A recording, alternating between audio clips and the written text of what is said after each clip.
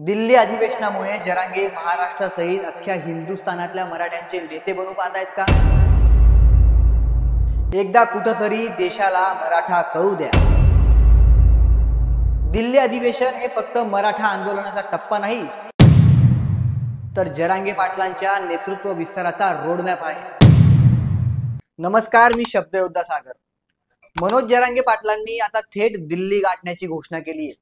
मुंबई फत्ते केल्यानंतर आता थेट दिल्लीत अधिवेशन घेणार असल्याची घोषणा जरांगेंनी केली आहे. पण जरांगे पाटील दिल्ली का जात आहेत? दिल्ली जाण्यामागची नेमकी कारण काय? जरांगे पाटील यातून काही दबाव तंत्र निर्माण करण्याचा प्रयत्न करतायत का? आणि या दिल्ली अधिवेशनामुळे जरांगे महाराष्ट्रासहित अख्ख्या हिंदुस्थानातल्या मराठ्यांचे नेते बनू पाहत आहेत का? मराठ्यांच्या दिल्ली अधिवेशनाची नेमकी इनसाइड स्टोरी काय? जरांगेंनी नेमकी काय घोषणा केली आहे आणि या दिल्ली अधिवेशनाचा महाराष्ट्राच्या आणि देशाच्या राजकारणावर नेमका काय फरक पडेल याचा सविस्तर आढावा या व्हिडिओतून घेऊयात. त्यासाठी व्हिडिओ शेवटपर्यंत पहा आणि ऑफिशियल बापला सबस्क्राईब करायला विसरू नका. धाराशिव मध्ये आयोजित एका कार्यक्रमात मनोज जरांगे पाटलांनी दिल्ली अधिवेशनाची घोषणा केली. त्या दिल्लीत अधिवेशन का घेणार याचं कारण जरांगेंनी सांगितलंय. ते कारण तुम्हीच ऐका. आपल्या राजाच्या पाऊल पण आपल्या राजाचे पाय कुठं कुठं लागले, ती भूमी पवित्र झाली. आपल्या भावाच्या भेटी होत नाहीत. महत्वाचं सांगतो मुद्दा तुम्हाला. आपल्या बापापासून आपलं लेकरू जर दुरावलं, हरवलं आणि ते 20-25 वर्षाने त्या बापाला भेटावं, कटोळून मिठण मारून दोघं आनंदाने भेटते. आपले भाऊ मध्य प्रदेशला आहेत, राजस्थानला आहेत, आपले भाऊ पानिपतला आहेत, हरियाणा राज्यात आहेत. आपल्या भेटी 100 वर्ष होत नाही. ती गाठी भेटी कार्यक्रम अधिवेशन ठेवू आपण. ते आपण माय बापाला भेटल्यासारखं, बाप लेकाला, लेक बापाला, बहीण भावाला, मावशी काका चुलते एकमेकाला भेटल्यासारखे आपण राज्यातले मराठी एकमेकाला कडकडून एक दिवस मिठी मारू. हरियाणातल्या भावाला आपण बघू, हरियाणा आपल्याला बघल, महाराष्ट्रातल्या भावाला राजस्थानचा भाऊ बघल, मध्य प्रदेशच्या भावाला महाराष्ट्रातला भाऊ भेटल. गोव्यात मराठी आहेत, त्या मराठ्यांना दिल्लीत एकत्र जमू आपण सगळे. एक मोठा आपण आपल्या भावाचा आनंदाचा सोहळा, खूप मोठा गोतावळा आहे तो आपला.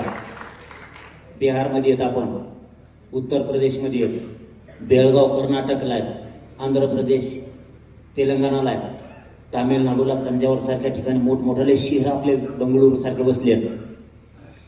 तिथं आहेत. आपण राज्यातल्या प्रत्येक भागात आपण मराठा समाज. एकदा कुठंतरी देशाला माझा मराठा कळून दे. एकमेकाला भावांना आपण कडकडून मिठ्या मारू. 50-50, 100-100 वर्ष नाही भेटी होत आपल्या. जरांगेंच्या भाषणात एक वाक्य नोटीस करण्यासारखं आहे. ते म्हणतायत की एकदा कुठंतरी देशाला मराठा कळू द्या.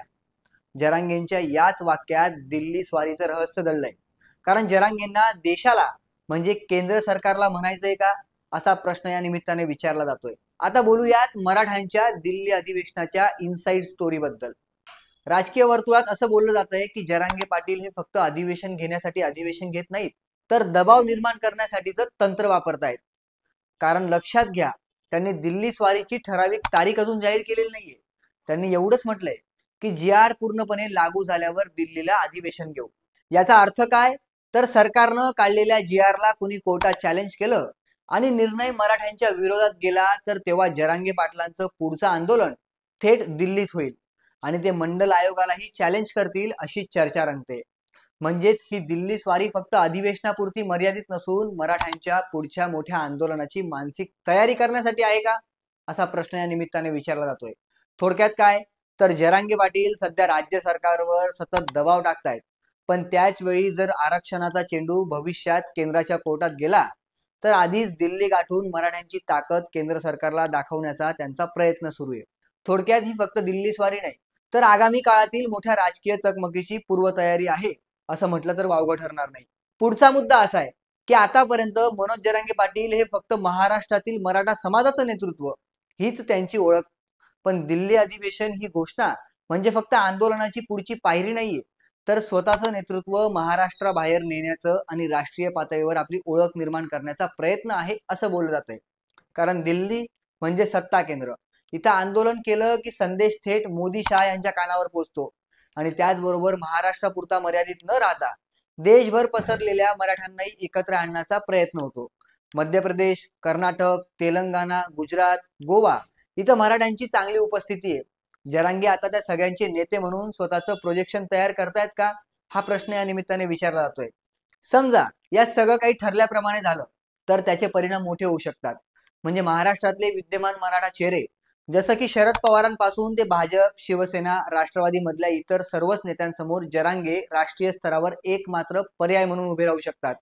त्यातल्या त्यात केंद्र सरकारलाही हा मुद्दा टाळता येणार नाही. कारण मराठा आरक्षणाचा प्रश्न जर राष्ट्रीय पातळीवर गेला तर दिल्लीला तो सोडवावाच लागेल आणि जरांगे राष्ट्रीय चेहरा झाले तर कुणाला ठाऊक उद्या एखादं नवीन राजकीय समीकरणच तयार होऊ शकतं. थोडक्यात सांगायचं झालंच तर दिल्ली अधिवेशन हा फक्त मराठा आंदोलनाचा टप्पा नाहीये, तर जरांगे पाटलांच्या नेतृत्व विस्ताराचा रोडमॅप आहे. महाराष्ट्रातला नेता ते राष्ट्रीय पातळीवरचा चेहरा हा प्रवास ते आता सुरू करतायत अशी जोरदार चर्चा सुरू आहे. थोडक्यात मनोज जरांगे पाटील यांचं दिल्ली अधिवेशन हे फक्त मराठा आरक्षणासाठीच नाही तर एक मोठ्या राजकीय खेळीची सुरुवात आहे असं अनेक राजकीय जाणकार सांगतायत.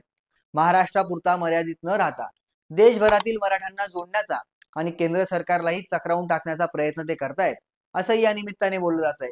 आता ही दिल्ली वारी कितपत यशस्वी होते ते वेळच ठरवेल. पण एक मात्र नक्की की जरांगे पाटलांचं नाव आता महाराष्ट्रापुरता मर्यादित राहिलेलं नाही तर ते थेट दिल्लीच्या राजकारणात झळकायला लागलंय. बाकी जरांगे पाटलांच्या दिल्ली अधिवेशनाच्या निर्णयाबाबत तुमचं मत काय, कमेंट करून नक्की सांगा आणि ऑफिशियल बापला सबस्क्राईब करायला विसरू नका.